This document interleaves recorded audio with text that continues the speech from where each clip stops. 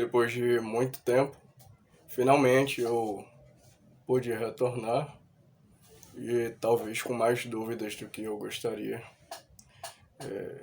Queria iniciar me questionando também na perspectiva do espectador, do que vale a jornada da vida se é previsto uma quantidade excessiva de fracassos.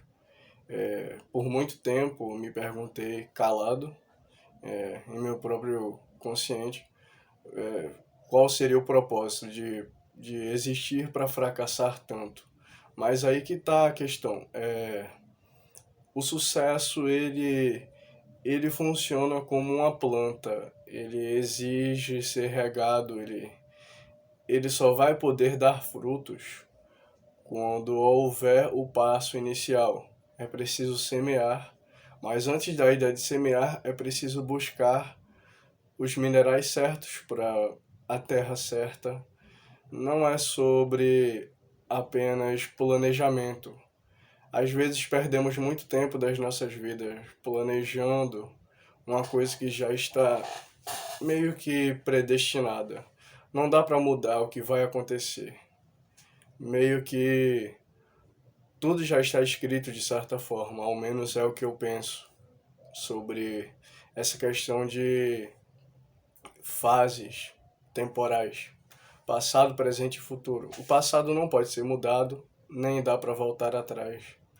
Então, existem muitas questões que sempre acabam nos prendendo, porque nem todas as cicatrizes param de sangrar, nem todas as cicatrizes se fecham. E então cabe ao presente trabalhar sobre o passado. Então, quando você amadurece e se torna alguém adulto, não no sentido apenas biológico, mas no sentido psicológico, né? Eu acho que você, ao mesmo tempo que você compra o conflito de ter que resolver pendências do passado, você também acaba comprando o conflito de ter que evitar as pendências que poderão vir no futuro. E é por isso que surge a ansiedade e acaba nos dominando completamente. Não dá para lidar com algo que você desconhece. Esse é o medo mais ancestral do ser humano, o medo do desconhecido. Como que eu posso enfrentar um inimigo se eu nunca ouvi falar dele, muito menos do seu ponto fraco? E aí que entra a questão da perspectiva em ciclos. A partir do momento que eu enxergo a vida dividida em ciclos, eu entendo que todas as coisas ruins e boas vão acabar. Eu não vou me frustrar por isso, muito menos comemorar. Eu preciso entender que eu estou desempenhando um papel. Existe até um grande pensador, que eu não vou me lembrar o nome agora, que ele falava sobre isso, a teoria da performance. Tudo que o homem faz, o ser humano, tudo que é executado por ele, funciona como tipo de performance.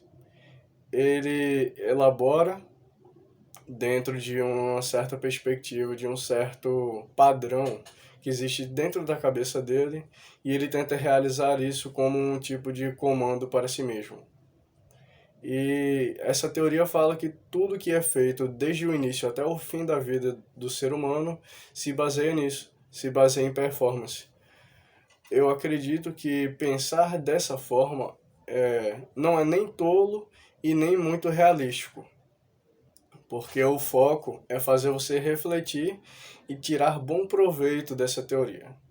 Se tudo que eu faço é baseado em coisas que eu deduzi antes, então eu preciso não deixar de planejar, mas parar de colocar tanta expectativa nos planos. Os planos eles devem me auxiliar na melhor forma de escolher, mas não na decisão definitiva, porque não cabe a mim os resultados. Por mais que eu me esforce, por mais que muitos digam que os resultados estão no nosso controle, nós trabalhamos em conjunto. O universo e os seres vivos trabalham em conjunto. Nem sempre as coisas estão no nosso controle. Às vezes, as falhas são maiores do que os acertos. E talvez isso nos mergulhe no vazio, no abismo, e acabemos nos questionando se a nossa essência está se deteriorando ou se de repente perdemos as nossas qualidades e ainda não percebemos isso. Eu acho que são questionamentos temporários e quando a noite obscura se torna um amanhecer claro, a mente também se clareia e o que eram preocupações passam a ser soluções. Não deu certo? Infelizmente, mas não é o fim, afinal, respirar significa ter capacidade de alcançar o sucesso outra vez. Isso é mais um conselho para mim mesmo do que um um guia externo. E eu acho que já foi o bastante. Por enquanto, isso é tudo.